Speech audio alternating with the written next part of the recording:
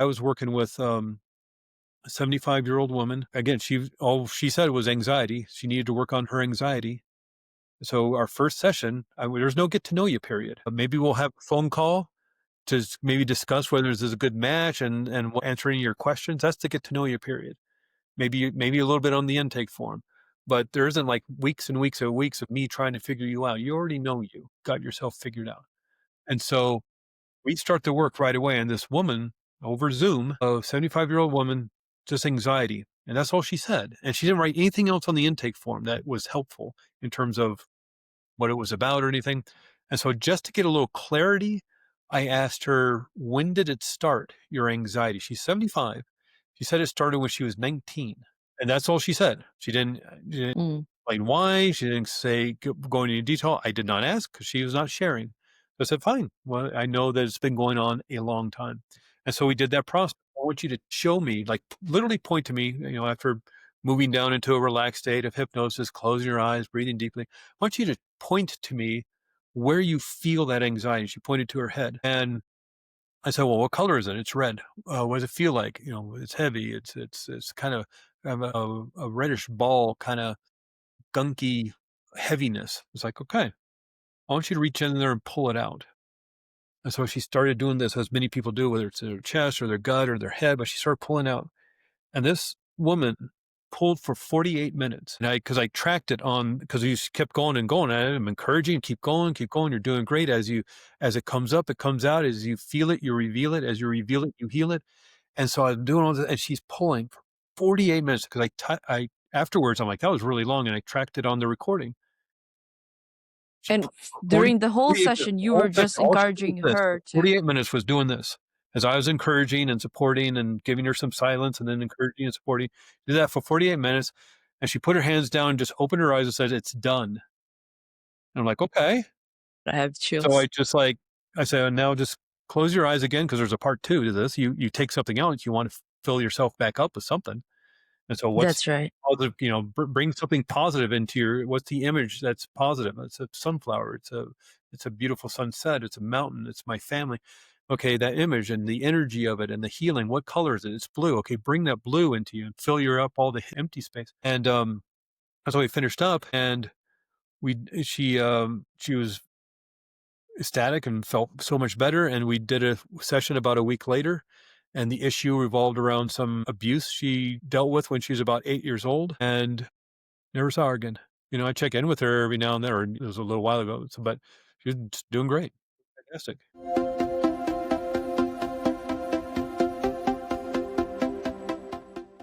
Welcome to your Wordless Podcast, the space where we redefine success, self-worth, and transformation.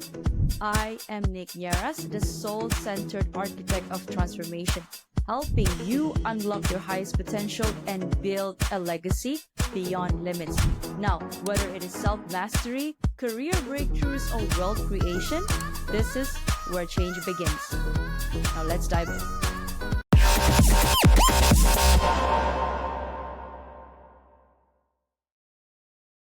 Are you stuck in a job that you don't love, feeling like you're meant for more? It is not in your head, it is in your soul. I am Nick Yaras, and I help high achievers like you break free from burnout, rewire self-doubt, and build a life aligned with purpose through coaching, hypnotherapy, and soul activation. Because let's face it, real wealth isn't just about money. It is about a aligned and happy heart, mind, and soul. Now, remember, you are worthy and you are enough. Let's transform your life together. Visit www.thenickyaras.holisticlifestyle.com to begin. I like to start the interview with this question right off the bat. What was it like growing up as a Craig Meriwether? It was fine. It was I can't say anything too exciting, but I grew up in a very religious kind of environment. I wouldn't say my parents were super religious, but it was a time and an era where you went to church. That was the thing you did. The church up the street from our house. I grew up in San Diego, California, and the church up the street from us, about 5 blocks away. So then walking distance was an Episcopal church, which I actually really liked. I like all the, the robes and the candles and the incense and, the whole thing is Episcopalians are kind of like Catholic light. And so they have the rituals and the ceremony without maybe the intense guilt and all the other stuff that goes along with Catholicism. But Okay. starting in sixth grade, I went to a Baptist school, Baptist run school you know, sixth grade to 12th grade. So Monday through Friday, I was at a Baptist run school with Bible class and chapel and all sorts of things. And then on the weekends, I was doing church stuff. And that was my life. Even got into the charismatic evangelical movement. It's kind of in my teenage years. And when I, got out of high school, my friends kind of dispersed as that happens when they go, your friends go off to college and things. And, they weren't at church anymore. And I kind of lost that until I moved up to Santa Cruz and got entered Santa Cruz, California to go to University of California at Santa Cruz. And it was such a extraordinary environment of culture and different people and different spirituality. And I started exploring everything from, Zen walking meditation to Sufi zikr ceremonies to, the Yeah. music and Wow. cultures and Hinduism, all this stuff for a course of like 10 years. And so you can see this, uh, Episcopalian Baptist Christian boy, like falling headfirst into the New Age bookstore. And it was very different. I didn't know any of that stuff. I hadn't heard any of that kind of stuff. And so it was mind expanding. And in the course of just kind of dealing with my own hurt and pain of life that I'd gone through and in my kind of family situation here and there, one of the things I found out about was hypnotherapy. A lot of the personal growth books I was reading, the personal development stuff, they make a list of like, here's the 5 things you can do to change your life. And one of them was always hypnotherapy. The other 4 would be different. But there is always somewhere in that list hypnotherapy. And after a while, these people that you read their books and you like what they have to say, and you like their teachings, and all of a sudden all of them keep saying hypnotherapy, hypnotherapy, hypnotherapy. So I was tried it for myself, working with somebody, and it felt the healing happen in a fairly quick manner, considering the amount of talk therapy I'd been doing and some of the other stuff. And I was just so curious about that. I kind of started researching more about mind and memory and things like that. And eventually, after some years, I got the opportunity to kind of pivot in my life and do hypnotherapy. But one of the reasons why I did hypnotherapy and the reasons why I went to the Hypnotherapy Academy of America, which is in Albuquerque, New Mexico.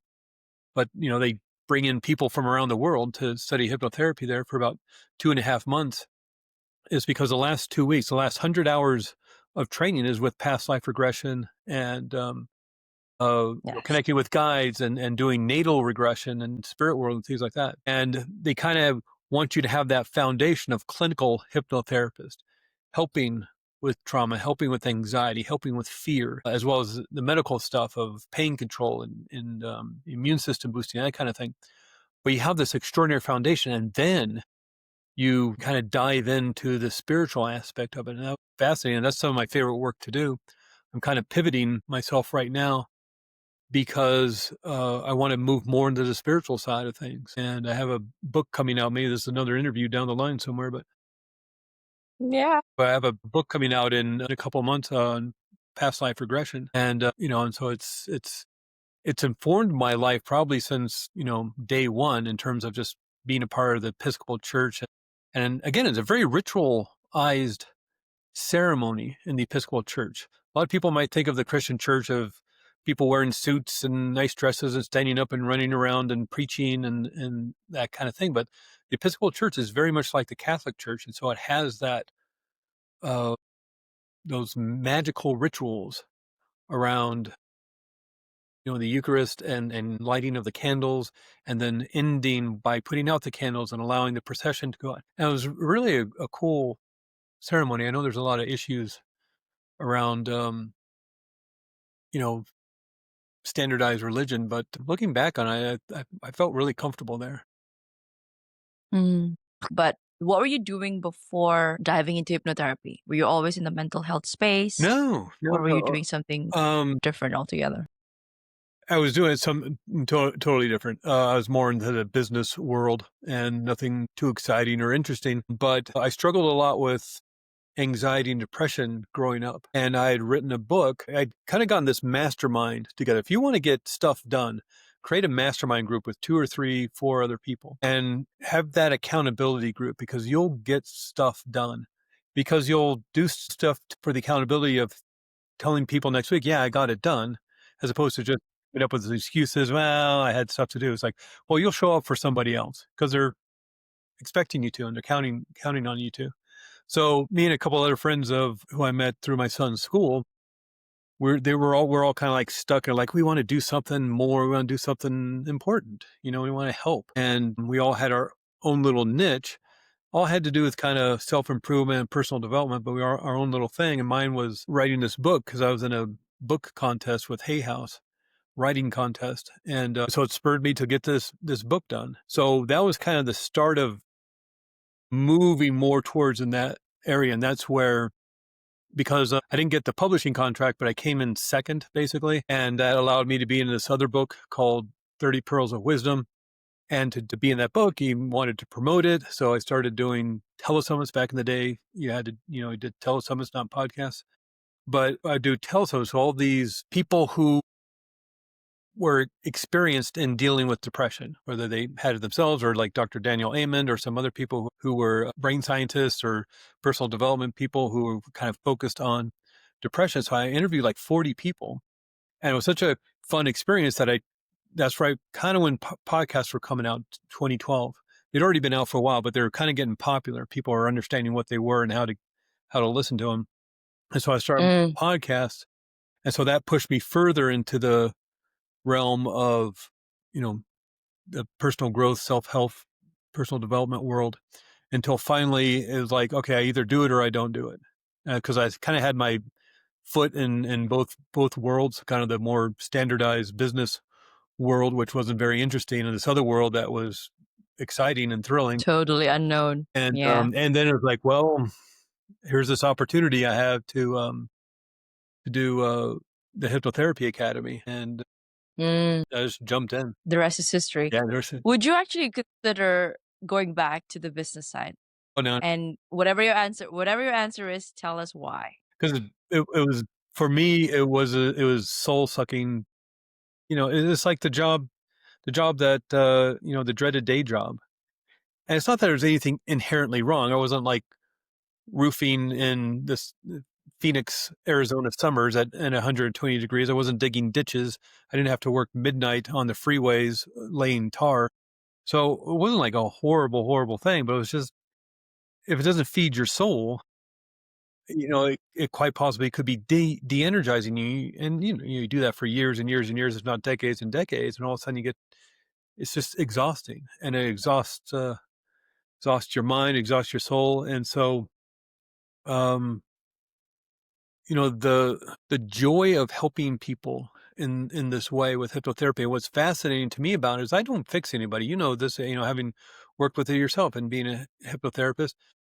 I don't fix anybody, and hypnotherapy in and of itself doesn't fix anybody. You fix yourself, and that's the joy in giving people their power back and giving back their control. A lot of people think hypnotherapy is a way of taking away control, mind control, or some ridiculous thing like you see on the movies or TV, which is really unfortunate because I think that frightens a lot of people away from wanting to try it. And really, what hypnotherapy is a way of ending that uncontrollable anxiety, the fear, the anger. And oftentimes, the reason people sometimes get stuck in talk therapy, they kind of keep looping and looping the same story over and over again for years, and all of a sudden you've done 90, 100 sessions over 2 years, you're still talking about the same thing. That's not to say there's not great help that can be had through talk therapy, but if you don't know what the problem is, then what do you talk? And then just the way the mind works is that sometimes that stuff's behind the veil, and it may takes a wonderful therapy like hypnotherapy to bring that out and heal so it can be resolved. And that's why this doesn't take a long time. This doesn't take 80, 90 sessions over 2 years to find healing, to find the results you're looking for. And I don't know how long it takes anybody to, I can't predict what it's going to take, maybe 1 or 2 sessions or 8 or 9 sessions. I don't know. But I guarantee you we're not doing 90 sessions. And so Yes. that's what I find fascinating, A quick example, and this isn't to pat my own self on the back or anything, because I'm not the one who did the healing, but you mentioned in the introduction children and nightmares. And I worked with a 9-year-old kid who had struggled for 2 years, every single night, having extraordinarily horrifying nightmares. So much so that he would scream himself awake. One of the parents, his mom or dad, had to sleep with him during the night and for the rest of the night. And so, of course, it's after 2 years of this, of every single night, him having this extraordinarily horrifying nightmares. They're all at their breaking point. They're all exhausted. They can't sleep. And they went to the doctors. They went to the sleep specialist. They went to the sleep center. They went to counselors. They went to psychotherapists. Nobody could help this kid, and he just kept having these bad, horrible zombies coming after him, aliens coming after him, ripping him apart, and horrifying every single night. And my wife and I run the Northern Arizona Massage and Wellness Clinic up here in Flagstaff, Arizona, and um, the mom was getting a massage from my wife, and she was just like almost in tears. It's like, we can't sleep. This has been going on. I'm afraid he's going to be doing this for the rest of his life. For the rest of his lives. And my wife, Christina's like, well, you try hypnotherapy. Craig's here. He can help. And maybe that's something you could try. And she was like, of course, which is unfortunate, as you probably know, is unfortunately hypnotherapy is usually at the bottom of the list. And Mm, with the exactly. And it's like, well, I guess we're trying hypnotherapy because we tried everything else. But which is fortunate, because oftentimes that's the thing that can actually help them move past what they're working on. Unlock everything. With Yeah. Worked with this, I called the mom, talked to her a little bit about what was going on, and something about her son and what he liked, and I found out he liked Star Wars, specifically the Mandalorian TV show. If anybody's seen that, Baby Yoda and all that. And so Mhm. I did this whole session kind of based around him fighting off his nightmare with the Mandalorian surrounding his bed and Baby Yoda helping him with a Saber. yeah, the force field. He has a force field thing Right, the force field. in one of Okay. the episodes.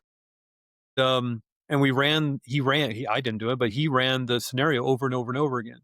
Now the aliens, now the zombies, now the goblins or the ghouls and the monsters, now all of them together, and like they would get wiped out every time because the Mandalorians and the force field. And we practiced that, and we did a 45-minute session. He never had a nightmare again. Did he understand why he created that scenario in his head?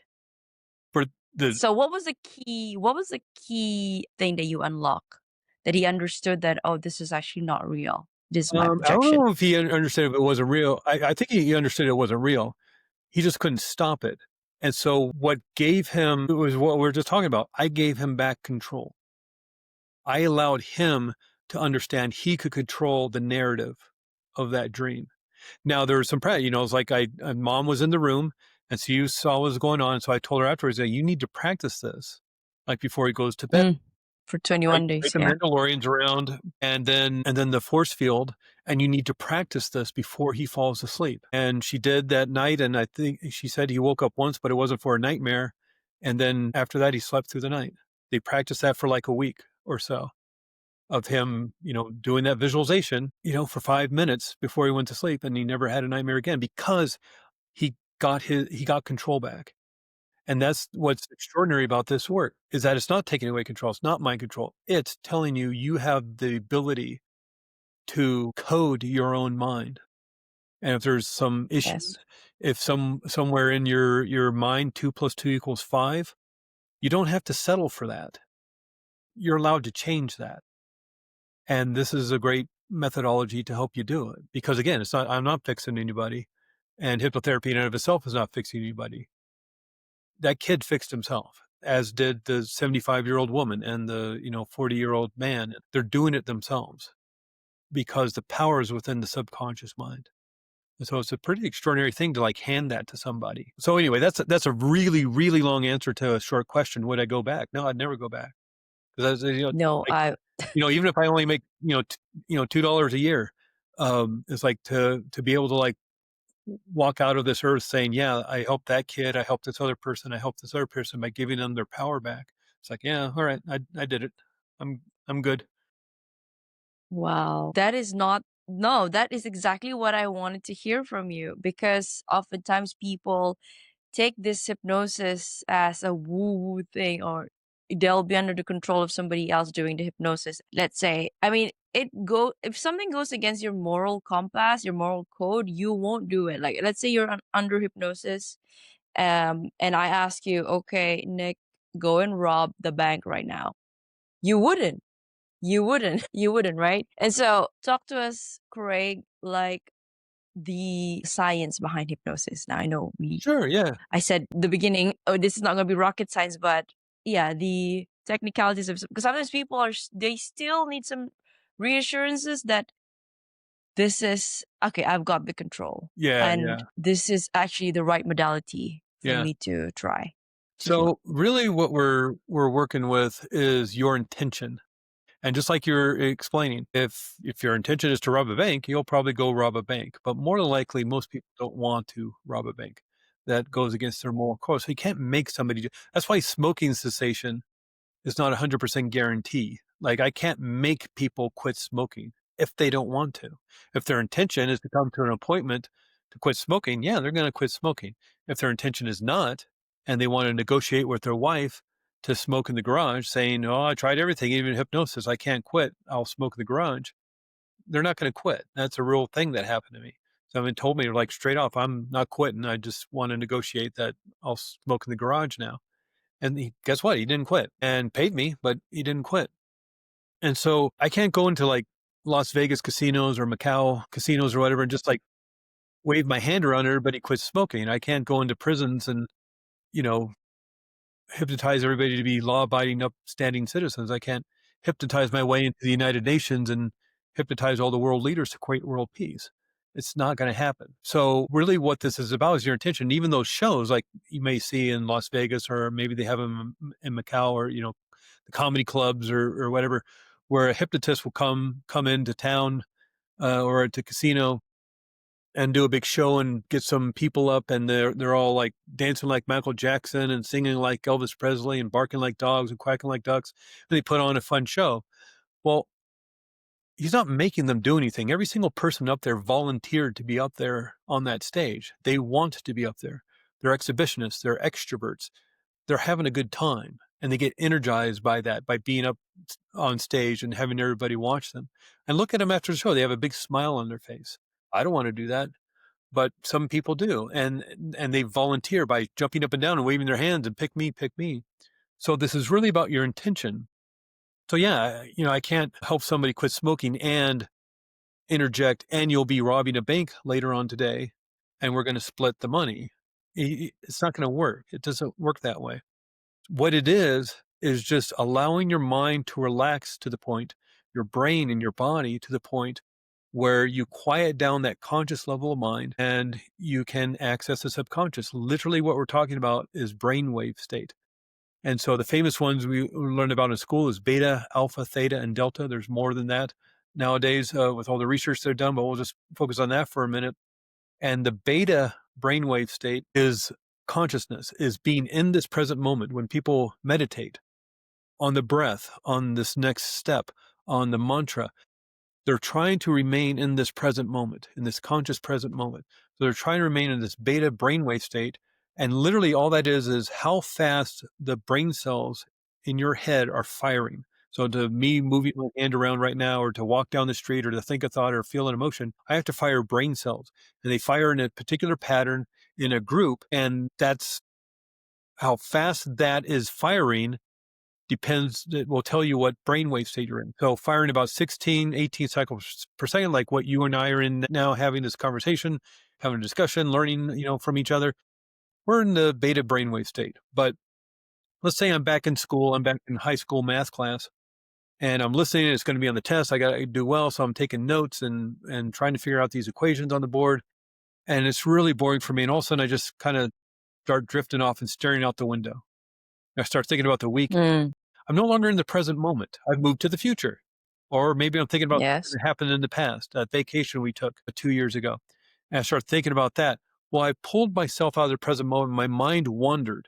I got into a daydream state. I just started using my imagination to think of something else. Teacher's still talking, still doing problems on the board. Kids are still asking questions and acting up and throwing spit wads at each other or whatever. And I'm not paying attention. I'm moved inward. And then my eyes start getting really heavy. Well, and so what had happened is I slowed down how fast brain cells are firing in my head. I'm now firing at Mm, 12 cycles per second. I'm in the alpha brainwave state. Literally, all I've done is slowed down how fast my brain is working. And then my eyes get really heavy. My head starts nodding down. Not really asleep, certainly not awake though. I've now slowed down so much. I'm in the theta brainwave state, 6 cycles per second. And so I'm falling, and pretty soon I'm going to be in delta, 1/2 cycle per second, and be fully asleep. Said the mm, looks at me and says, "Hey, Craig, why don't you come up here and do the problem on the board?" And so I wake up and I look around and everybody's staring at me and I'm embarrassed because I looking at the board. I don't know how to do this problem. Now I'm supposed to go up there and solve it. And now I'm stressed. And now I'm firing really high at like 30 cycles per second in the stress response and high beta. And so just in a matter of 7, 8 minutes, I've altered my state of consciousness 3 or 4 times. And that's what it is to be human.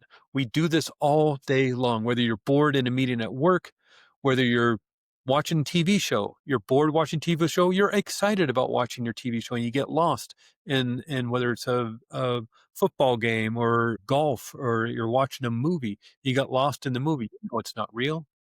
It's a science fiction movie. You know it's not happening, but you get lost in it and you get the emotions and with the music you've lowered your conscious state down to the alpha brainwave state. Watching TV, watching a movie puts you in the alpha brainwave state because you move out of this present moment and get lost into a story.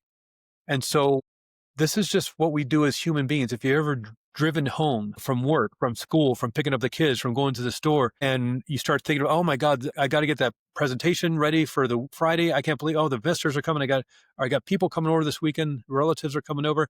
And all of a sudden you're in your driveway, you're in your parking spot, you're in your garage, and you don't remember the last 5 or 6 blocks, mhm, altered your state of consciousness. And you move down the alpha brainwave state, and your subconscious mind took over driving, like it takes over riding a bicycle, like it takes over tying your shoes, like walking. You don't have to think about walking. And because your subconscious mind knows how to do it, you don't know how to, driving home, you've done it probably 1,000 times. If you've lived there several years, your subconscious mind knows how to do it. So it took over while your mind drifted off to the future or the past.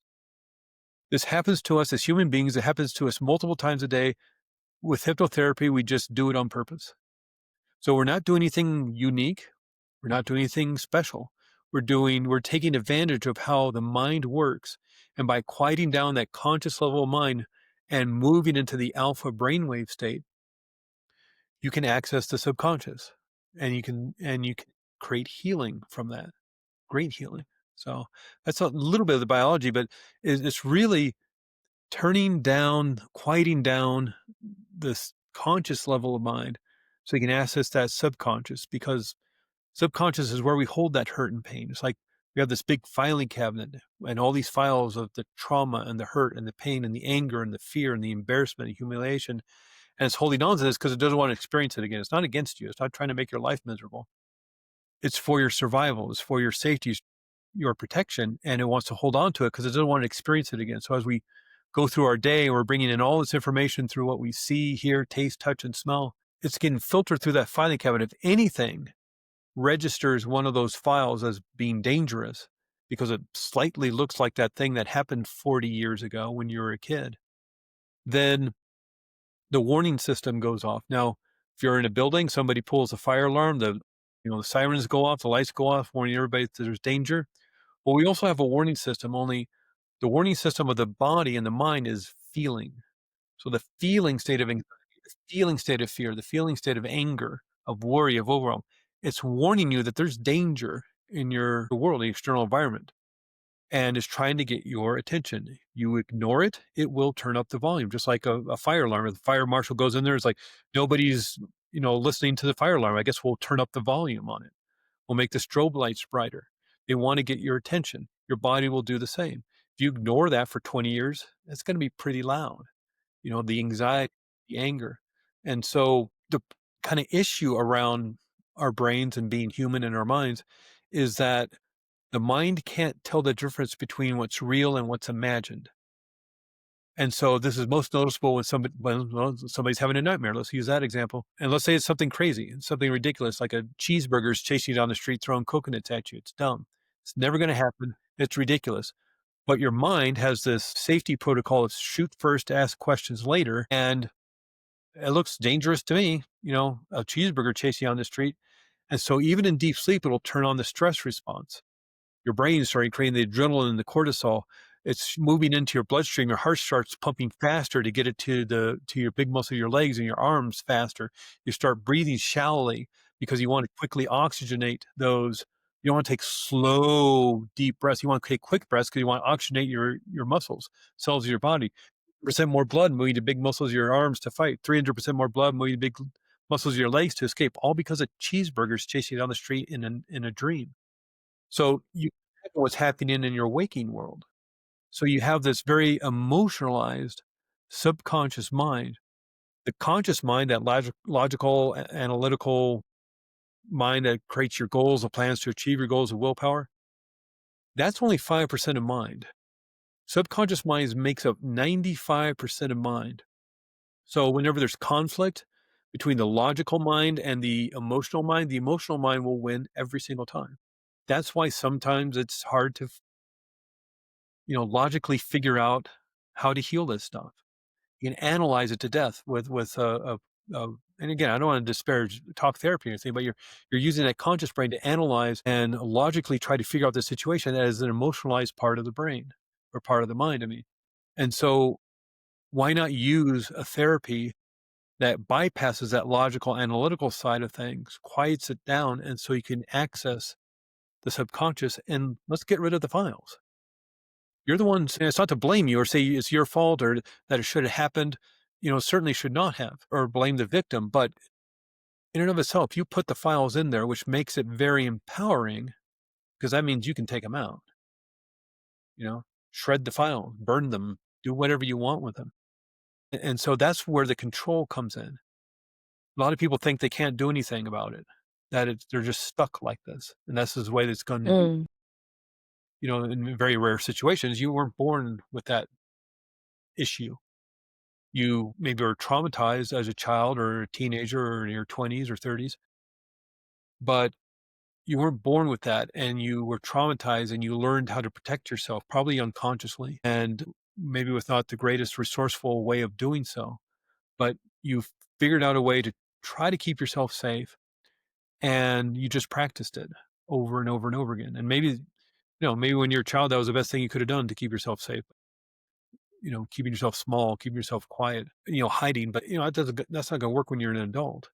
And until you change the instructions, nothing's going to change.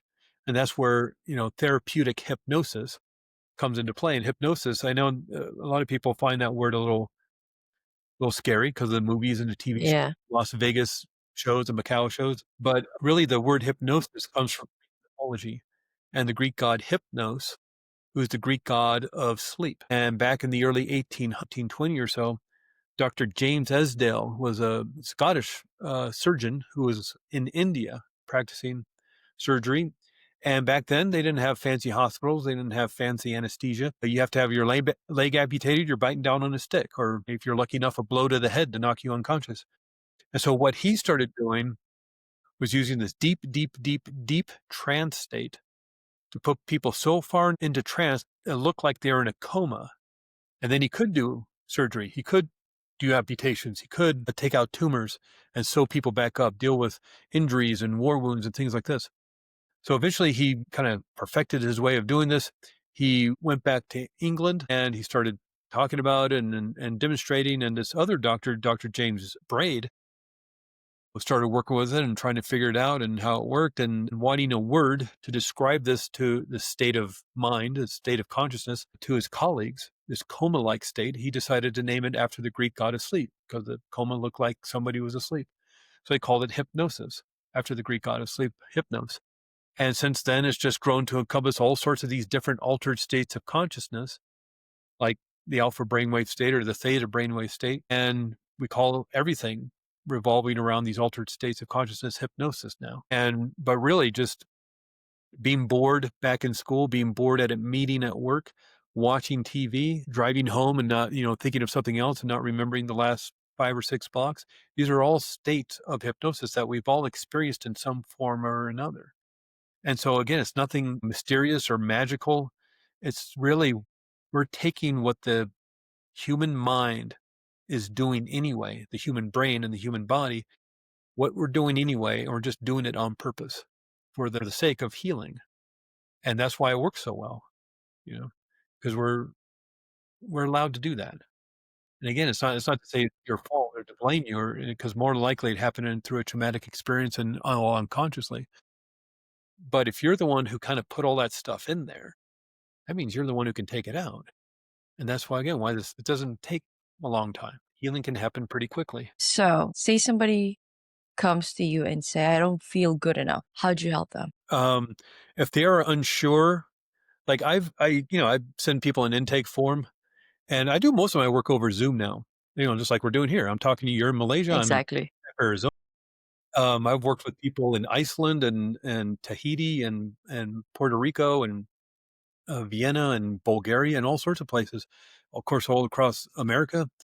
And because Zoom works well, and because I'm not doing anything. This isn't massage, you know. I'm not Mm-hmm. doing this isn't surgery. I'm not doing anything to you. You're doing it yourself, so we can have a conversation through this wonderful technology.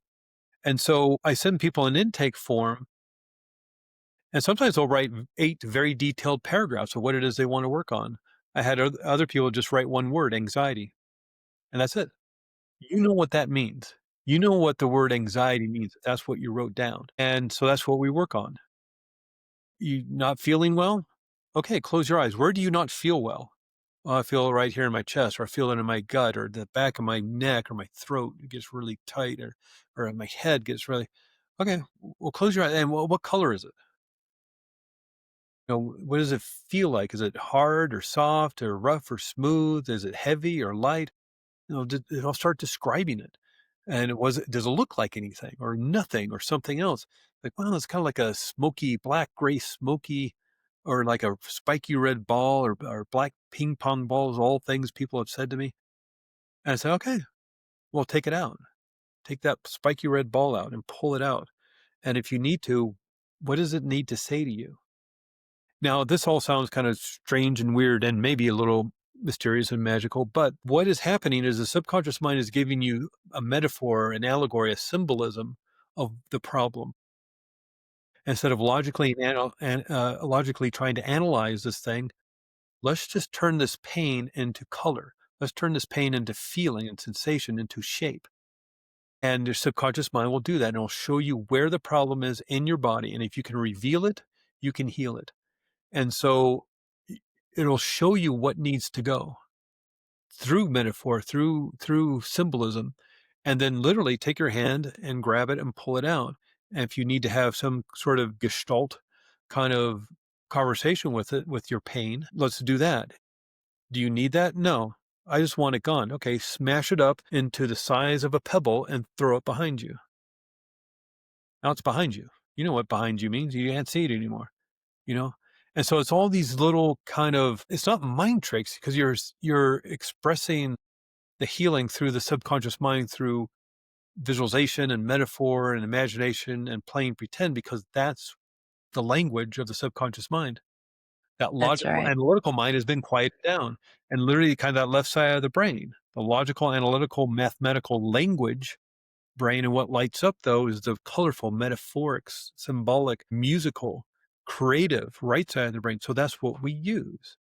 And it may be silly to give your pain a color, but Hi, I'm Nick Nieras, your host of the Your Worthless podcast. Now, if these real raw stories hit home, don't wait. Please follow, like, and subscribe my Spotify and YouTube. For bite-sized inspirational reels, follow me on Instagram, TikTok, and LinkedIn. Don't wait. Your transformation starts today. Thank you, and bye for now. I was working with a 75-year-old woman. Again, all she said was anxiety. She needed to work on her anxiety. So our first session, there's no get to know you period. Maybe we'll have a phone call to maybe discuss whether this is a good match and we'll answer any of your questions. That's the get to know you period. Maybe a little bit on the intake form. but there isn't like weeks and weeks of me trying to figure you out. You already know you got yourself figured out. And so we start to work right away. And this woman over Zoom, a 75-year-old woman, just anxiety. And that's all she said. And she didn't write anything else on the intake form that was helpful in terms of what it was about or anything. And so just to get a little clarity, I asked her, when did it start, your anxiety? She's 75. She said it started when she was 19. And that's all she said. She didn't Mm. explain why. She didn't say go into detail. I did not ask because she was not sharing. I said, fine. Well, I know that it's been going on a long time. And so we did that process. I want you to show me, like literally point to me, after moving down into a relaxed state of hypnosis, closing your eyes, breathing deeply. I want you to point to me where you feel that anxiety. She pointed to her head. And I said, well, what color is it? It's red. What does it feel like? It's heavy. It's kind of a reddish ball, kind of gunky heaviness. It's like, okay, I want you to reach in there and pull it out. And so she started doing this, as many people do, whether it's their chest or their gut or their head, but she started pulling out. And this woman pulled for 48 minutes. And because I tracked it on, because you kept going and going. I'm encouraging, keep going, keep going. You're doing great. As it comes up, it comes out. As you feel it, you reveal it. As you reveal it, you heal it. And so I'm doing all this, and she's pulling for 48 minutes because I afterwards, I'm like, that was really long. And I tracked it on the recording. She And put for 40 during the whole 48 minutes. session, The you were whole session, just all she did was encouraging this. her For to, 48 minutes was doing this. As I was encouraging and supporting and giving her some silence and then right. encouraging and supporting. Did that for 48 minutes. And she put her hands down, just opened her eyes and said, "It's done." And I'm like, Wow. "Okay." Oh my God, I have So chills. I said, "Now just close your eyes again because there's a part 2 to this. You take something out, you want to fill yourself back up with something. And so what's That's right. positive, bring something positive into what's the image that's positive? It's a sunflower. It's a beautiful sunset. It's a mountain. It's my family. Okay, that image and the energy of it and the healing. What color is it? It's blue. Okay, bring that blue into you and fill your up all the empty space." And that's how we finished up. And she was ecstatic and felt so much better. And we did a session about a week later. And the issue revolved around some abuse she dealt with when she was about 8 years old and never saw her again. I check in with her every now and then, or it was a little while ago. But she's doing great. Wow. Fantastic. Had another woman in her 70s and she had this hurt and pain. And so, okay, let's go back to the first time you ever felt it. So we do a regression thing. And she goes all the way back to, I'm standing up in my crib and my father's screaming at me because I won't stop crying. And I don't know what standing up your crib is. That's like 12 months old, 14 months old, something like that. Yeah. Yeah. She went all the way back to being 14 months old, and the hurt and pain of this person who's supposed to be nurturing her and loving her and Checking. protecting her is screaming at her because he's tired and having a bad day and mom's not around. He doesn't know what to do. So he's screaming at the baby. And in that instant, she thought, well, I guess the reason this person's screaming at me is because I don't matter in life. And that's what she came to the hypnotherapy for, because she didn't feel like she mattered in life. And it stemmed all the way to being something like 12, 14 months old. And she held on to that for some 70 years until one day she decided it was time to let it go. It didn't take her another 70 years to let it go, and they take her years to let it go. She took basically one session. I was doing a class for the cancer support community of Arizona. They have them all over the place. While I was doing the one in Arizona, I was doing Zoom classes, and she had been to a couple of the classes, but they were group classes for like pain control and healing acceleration and boosting your immune system. So we'd been to a couple of these group classes, and she said at one of the classes, because she was early to the Zoom class and I was there, of course, and she says, can hypnosis help with procrastination? So yeah, that's a mindset issue. You're protecting yourself from something you don't want to move forward. Yeah, that would be very helpful. So we set up an appointment for the very next day, and this was a private session over Zoom. And when she got to the session, 24 hours later, she says, well, I don't want to work on procrastination. I want to work why I don't matter in life. This 70-year-old makes it to them. Exactly. It's always that. Yeah. And Yes. They come with one issue, but actually when they really well, no, think no, about it, it's thank you. actually You get teased into it by the procrastination, but then the subconscious, yeah, you can work on a problem, but why not work on the problem? a And she problem. did. And I never saw her again. She did like 3 group classes for something that do with her problem. And then one session, and this isn't to say this is a one and done for everybody. We only do 2 sessions. Like I help somebody with the fear of flying in 2 sessions. I help somebody else with the fear of flying in 7 sessions. Why 2 sessions? I don't know. Why 7 sessions? I have no idea. It's just people take the time they need to heal. What I tell you is we won't be doing 80, 90 sessions because, again, it's your subconscious mind. Your subconscious mind wants to heal. It just may not have been given permission to do so yet. Wow, Craig, you are just speaking the language of my language. Yeah. This is what I've been trying to preach to people. And so I started off with my own healing journey when I got divorced in 2019. And so I wanted to go into something, I wanted to understand the mind. Like at the time, I felt like I was not lovable because obviously I got divorced. And so I wasn't enough of a person, of a woman. And I coupled that as well with my work because I took pride in my achievements, external validation, because once I achieve something, I matter. And so I had this narrative in my head where if the relationship department is not working, I'm going to focus on my work. Coincidentally, COVID happened and everything starts crumbling down. When I got divorced, I was at the height of my career. I thought I was like, okay. And I was promoted at least twice in a year. Like I couldn't imagine, like I couldn't believe it. But then COVID happened. My project starts, it was almost nonsensical. Like this person who's a high achiever is no longer resonating with the at least the work that I was doing. And maybe part of it was because I didn't deal with the grief of the loss of the relationship. And so I bottled everything down. And in 20, I had to take a sabbatical until I said to myself, okay, this is not for me. And I don't know, somehow there's a download that I received that, Nick, why don't you like connecting with people? You like talking. This is what you want to do. And you want to be on stages. You want to be speaking to people. So why are you here? Why are you trying to climb the corporate ladder and then try to prove to people that, oh, you earned this and therefore you're here and you deserve all of this. And it's a very, very warped up mindset. So I had to dismantle everything. I had to unlearn everything, tying my self-worth to my achievements weren't serving me any better. And rightfully so at that time, it was like I had to unlearn who my beliefs were before about myself and the act of people pleasing Hmm. and setting boundaries. It was work that I needed to do. While you're in that space, right? And that's what I found about hypnotherapy as well. But I went with Marissa Peer. Mm. Hers was Yeah. rapid transformational therapy, but it also dives very deeply into hypnosis. And I am a person of I like to be analytical at things because I was an accountant. And so I wanted to know, of course, if this makes sense. So I did a lot of research on that for at least 2 years. But when I started leaning into my intuition, same feed, the first time the feed, the hypnotherapy at least came onto I stumbled upon it on my feed was in 2021. And I thought to myself, it's okay. But that, that piqued my interest. 2 years after that, until when I was ready to really dive into it, the same feed came up again and I just signed up, even though the price was a lot higher than I first saw it.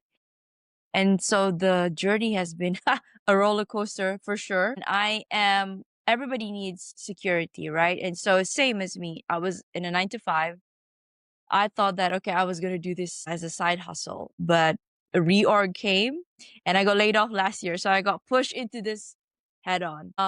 It's so serendipitous in the sense that I know when it feels right within my soul and it feels aligned, even if I try to shove it away or put it aside, it always come back to me and say, "Hey, this is what you're meant.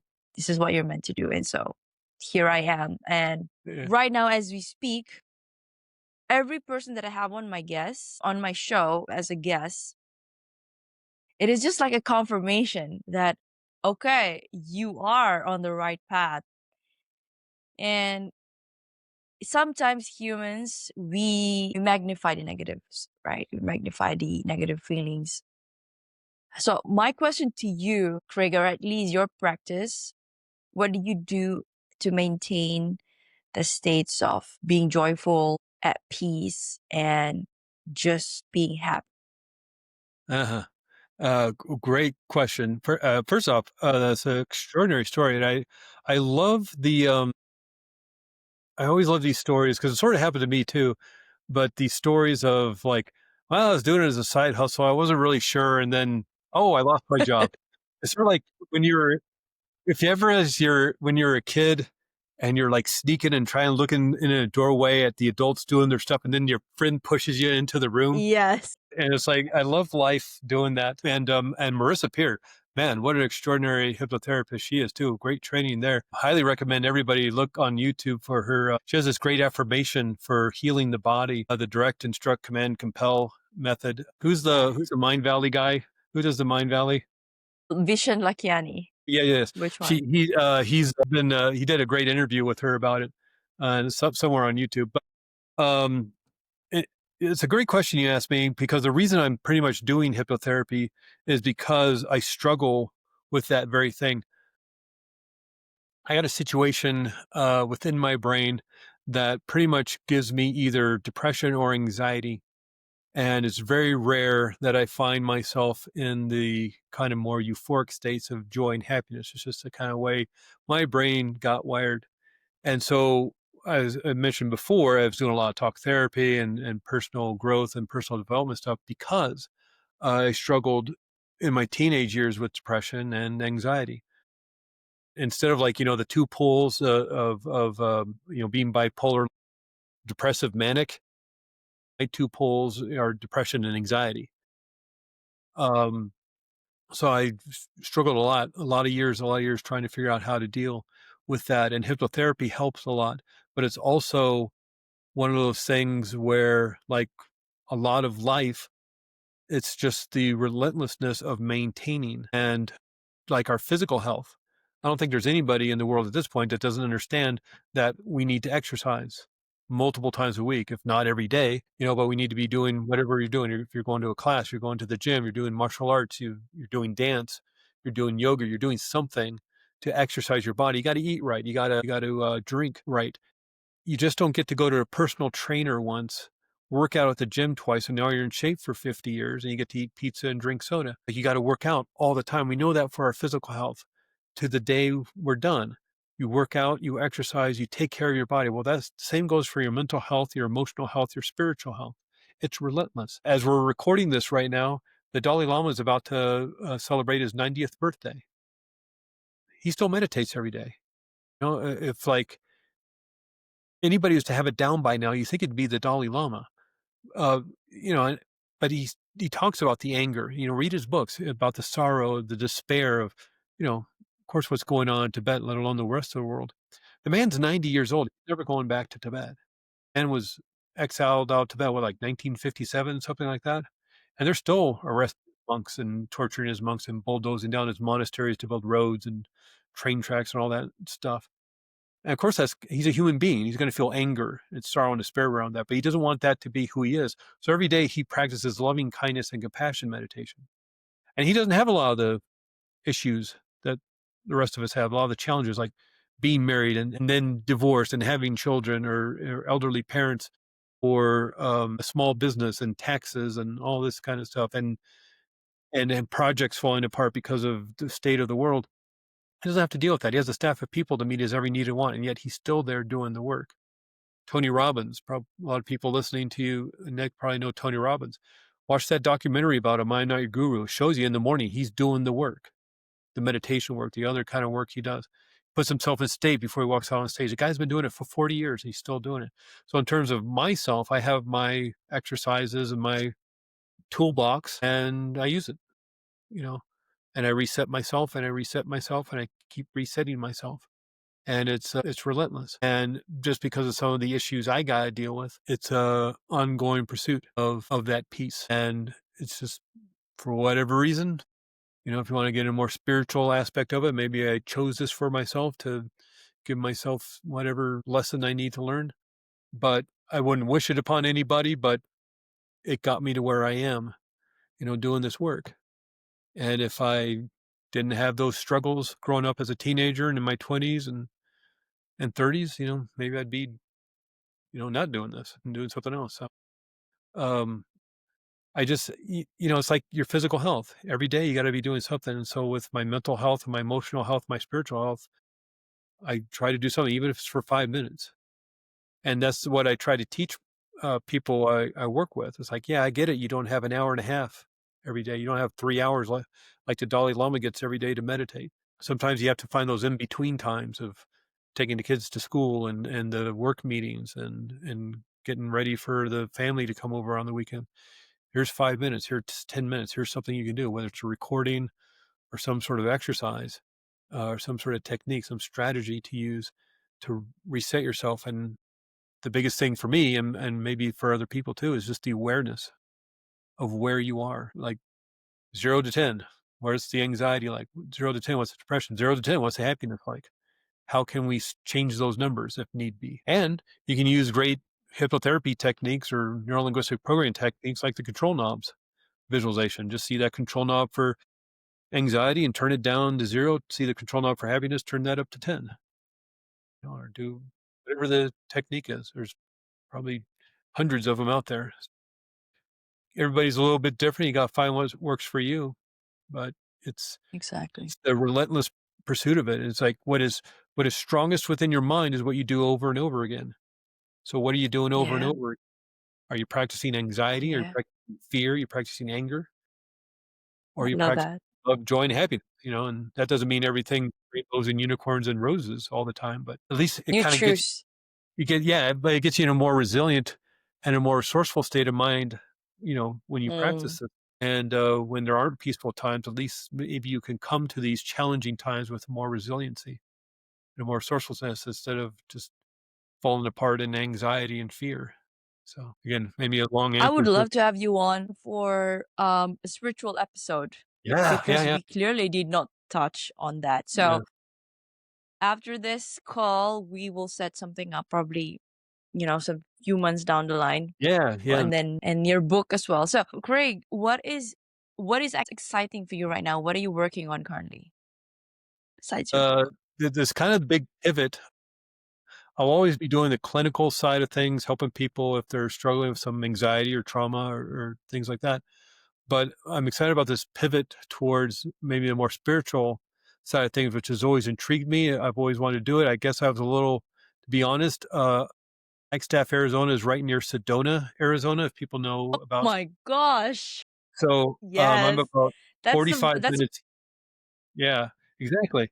And so honestly, I was a little bit hesitant to put my hat in that ring, if you will, because there's so many people doing it. And I felt they had a leg up over me. And this was right. before Doom and all that kind of stuff. I just, I don't know how you compete with Sedona. And so I kind of branded and moved myself more towards a more clinical stuff, which is extraordinary work to do. But over the years, it's been this longing to like want to do more. Cause every now and then I do spiritual work, but, um, more longing to do it. So the exciting thing is this book's coming out in August and Past Lives, a guidebook. And yeah, we'll do it. Let's do a show about that. I'll send you the book. And, hopefully I'm kind of moving towards doing more workshops and retreats and Are things you like are you that. gonna do a retreat?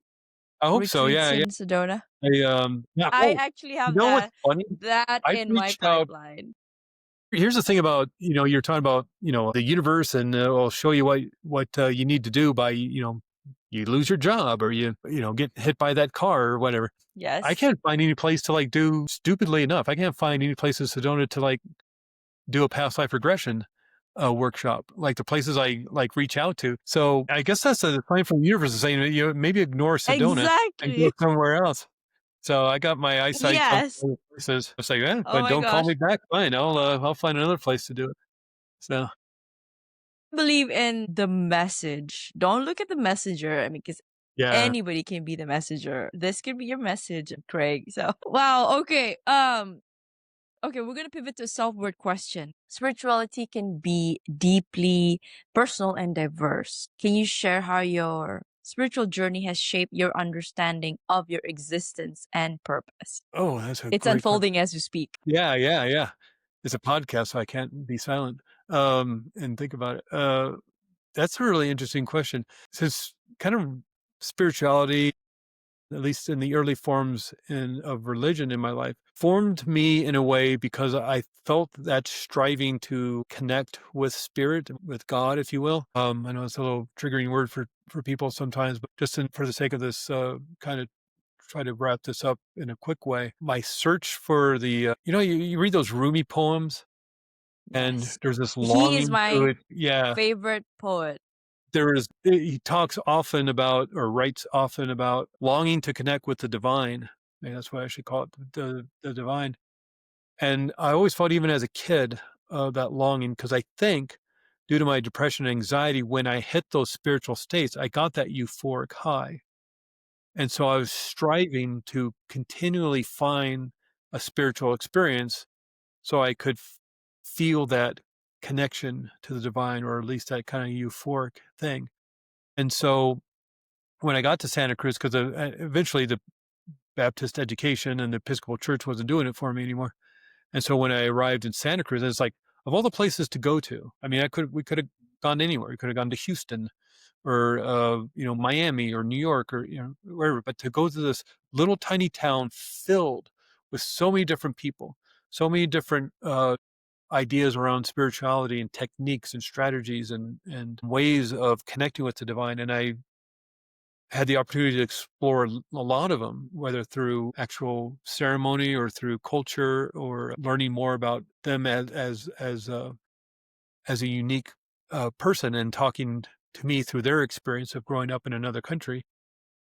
That informed, I think, where I am today, because it's this foundation of all these different ideas and all these different ways of practicing. And while I could touch upon them, I always felt like there was a ceiling, because of language, and just, I don't know, sometimes you need to be bred in the bone kind of thing to really understand, like, just, in terms of like reading the Quran.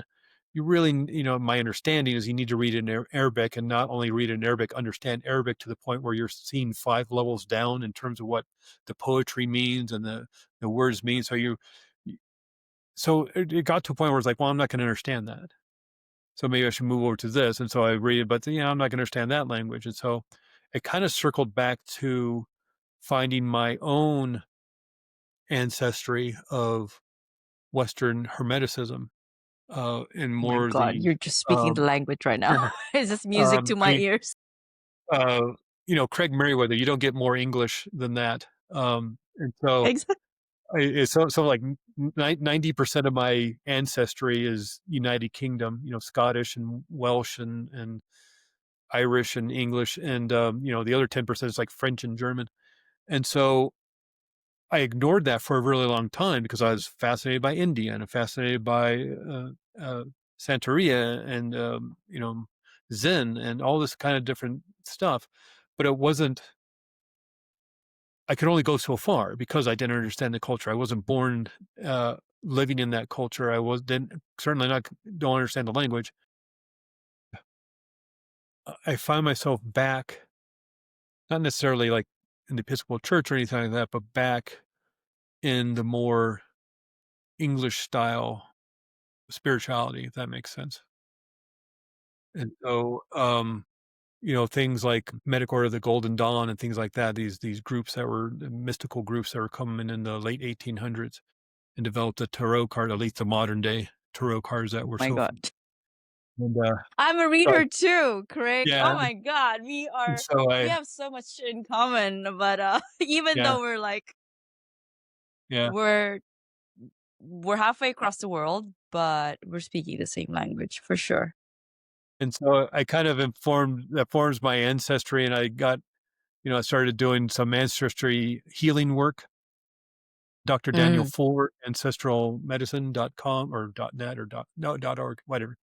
Just look up ancestral medicine. There's a great book on Amazon or in your local bookstore. And so I started working with that kind of stuff, and that got me more in touch with my own heritage in of England. And so I've kind of been, you know, falling in backwards, into the pool of my own ancestry, which I ignored for a really long time. And now I'm kind And of, to be honest, it's a lifelong journey. yeah, yeah, yeah. The journey. of self-discovery. I love that. Craig, well, thank you. Yeah, Nick Two more is questions. talking. Yeah, one more. I'm Yeah, not keep gonna going. let I you got. I go don't just know yet. be where to be.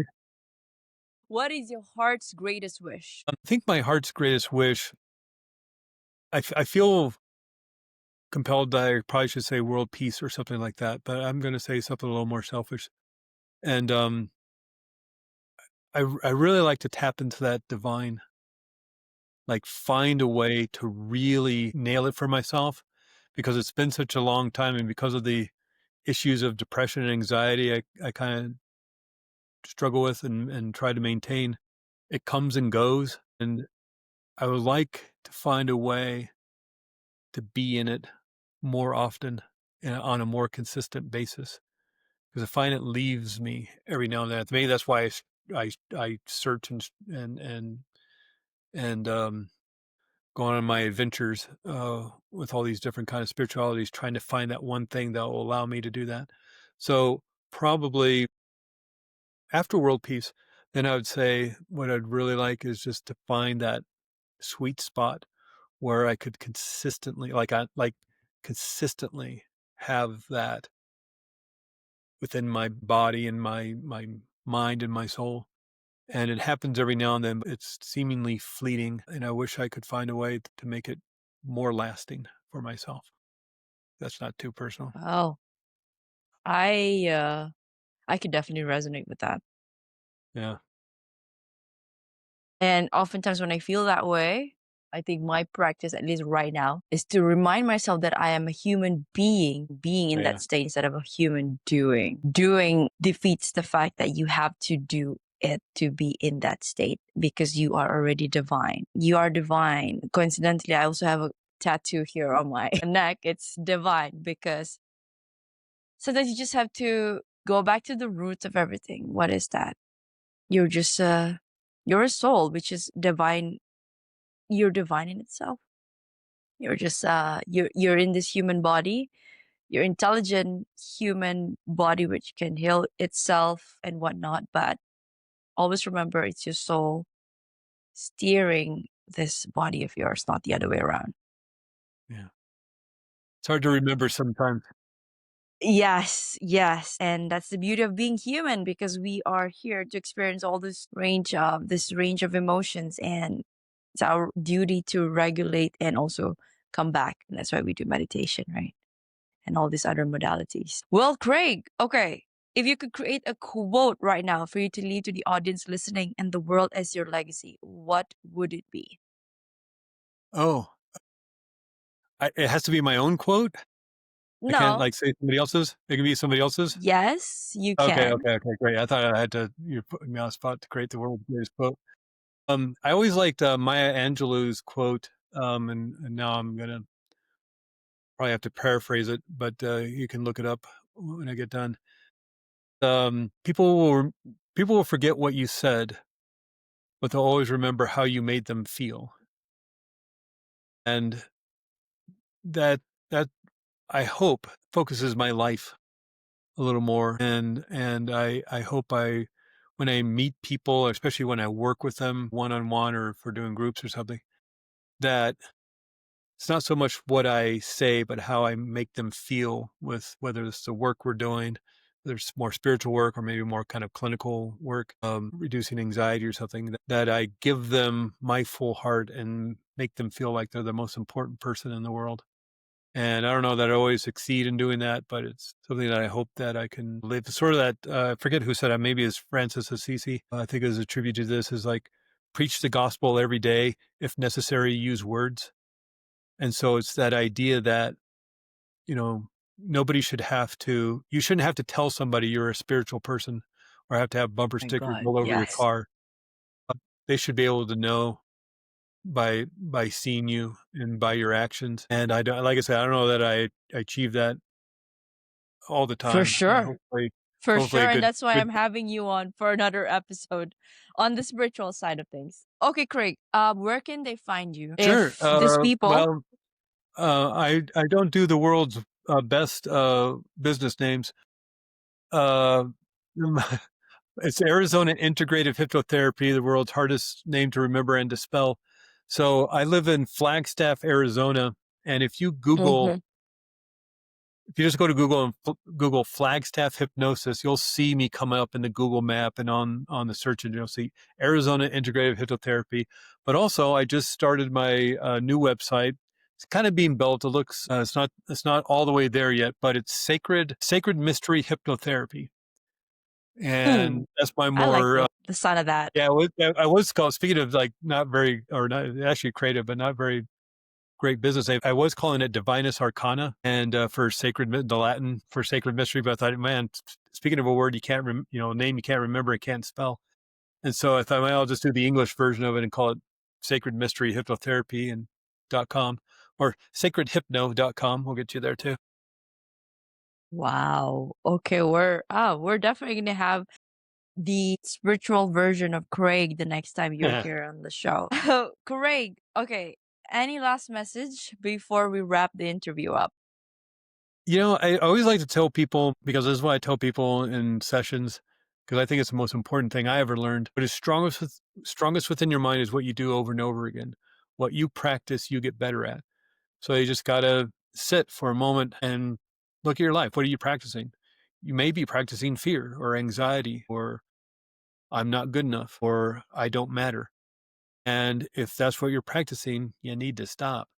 Because if you started practicing something else, create the healing you need around that, whether it's hypnotherapy or some other modality, and then start practicing joy and happiness and peace. Just like the Dalai Lama is still practicing loving kindness and compassion. You will achieve what it is you want. You'll become the person you want to be. But like anything, you don't get your black belt on your first day of martial arts class, but you can get a black belt. So what is it you want? And then start practicing that to be that person. Beautiful. That is the Yeah. reminder that I needed today. Well, that is a wrap on today's inspiring episode with Craig Meriwether. Craig, I'd like to thank you for the work that Thank you you. do for the world and the people around you. Now, for our listeners, this has been Your Wordless. Read that again, the juxtaposition of your very soul. Now, if you've ever felt worthless, remember you are not alone. Your soul chose to be here to matter. And for that reason alone, you are worthy. A huge thank you to you again, Craig, and to all of you for listening. Until next time, I am Nick Nieras. Keep shining, keep growing, and always remember you are worthy and you are enough. See you in the next episode. Thank you, Craig, and see you You're for another round of our episode. Next round. Bye bye now. Love this episode? Now, transformation doesn't end here. Head on to at holistic.lifestyle_with Nick. That is on my Instagram. Or head on to my website www.deniaraswholisticlifestyle.com for more info on my coaching framework, which is the Worthy, Authentic, and Abundant Framework, digital guides, and my upcoming events such as retreats and master classes and workshops. Now, I also do intuitive readings where we get to check on your soul path. And if you're also wanting to check on your energetic alignment, I have done that too. And I offer that kind of services. So, my question to you is, are you ready? Because I am. Let's create your lives together. Good evening to you, Craig. How are you doing today? Nick, I'm doing great. Thank you. Well, thank you so much for saying yes to be Oh interviewed yeah, today absolutely. and for coming onto my show. Yes, thank you. The honor is mine. I'd like to introduce you myself formally and to all of our listeners tuning in for the first time and our returning subscribers. My name is Nicolette. I am the creator for the podcast titled Your Wordless. Read that again, the juxtaposition of your very soul. Now, today we're going to talk about the intersection between hypnotherapy, and I think since we mentioned right before we started the interview spirituality, and I'm a very big fan of that because I started this podcast at 2 years back while I was deep in my own spiritual awakening. Now everybody has different definitions of what spiritual awakening is to them, but I'd love to hear it from you, Craig. I'd like to introduce you to all of our listeners first, and then we can get right into our conversation. Yeah. Awesome. So, hello everyone. We have Craig Meriwether here with us. Craig is a certified clinical hypnotherapist, medical hypnosis specialist, NLP programming specialist, that's neuro-linguistic programming, and founder of Arizona Integrative Hypnotherapy, helping people eliminate negative emotions and limiting beliefs that may be keeping them from reaching their full potential. Now, he's been helping people for the last, over 12 years now, heal from early childhood trauma, helping cancer patients with pain control, veterans with PTSD, students with anxiety, children with nightmares. Wow. Entrepreneurs with confidence, athletes with peak performance, and anyone who may be dealing with overwhelm, fear, and anxiety. Now, he created ACE Any Test, the most comprehensive course for test anxiety relief so people can eliminate anxiety around exams, audition, job interviews, and public speaking, as well as increase confidence and self-esteem. Wow. Welcome to the show, Craig. Thank you, Nick. I really appreciate that.